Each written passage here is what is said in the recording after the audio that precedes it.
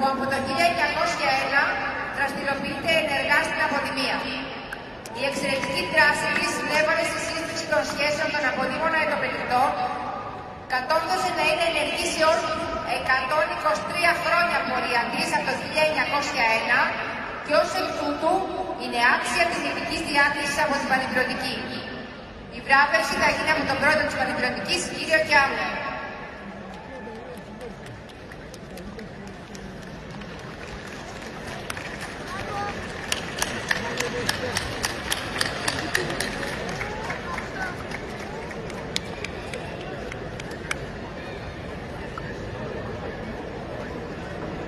Πρέπει να πω ότι με ιδιαίτερη συγκίνηση κάνουμε τη βράβευση αυτή, διότι η Αητόπετρα είναι ένα ζωντανό κύβαρο της αποδημίας και μάλιστα από τις αρχαιότερες αδερφότητες στον εκανοπέδιο της Αττικής. Η δράση της είναι γνωστή και πράγματι θεωρούμε τιμή και χαρά που ο πρόεδρος της είναι και μέλος του Διοικητικού Συμβουλίου της Πανεπιστημιακής. Θέλουμε το παράδειγμα αυτών των παλαιών αδερφοτήτων και τη δράση τους να την ακολουθήσουν και οι υπόλοιπες αδερφότητες. Μόνο έτσι θα είμαστε ενωμένοι και αγαπημένοι και έτσι θα πάμε μπροστά ο Σύμβουλος και η αποδημία θα έχει μια δυνατότερη και προτεραιότερη φωνή προς πάσα κατεύθυνση. Συγχαρητήρια σε όλη την Αητόπετρα.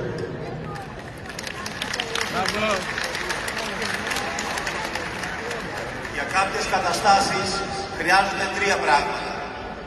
Ο τόπος, ο χρόνος και οι συνθήκες. Για ένα μικρό χωριό με 20 κατοίκους το χειμώνα, όπως είναι η Αητόπετρα, αυτός ο χρόνος, ο τόπος και οι συνθήκες είναι σήμερα εδώ, στη μεγαλύτερη γιορτή των αποδήμων οικογενειωτών της Πανεπιστημιακής Ομοσπονδία Ελλάδας. Ευχαριστούμε για την τιμή που μας κάνατε.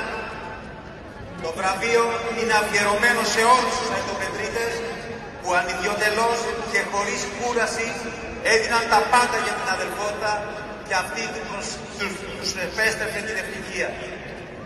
Η Αητόπετρα είναι η ζωή μας, είναι η πηγή μας, είναι ο δρόμος ο παντοτινός. Θα τη διαφυλάξουμε όπως άλλωστε έκανε οι πρόγονοί μας εδώ και 123 ολόκληρα χρόνια και τώρα. Ευχαριστούμε Πανεπιστημιακή, ευχαριστούμε Αητόπετρα.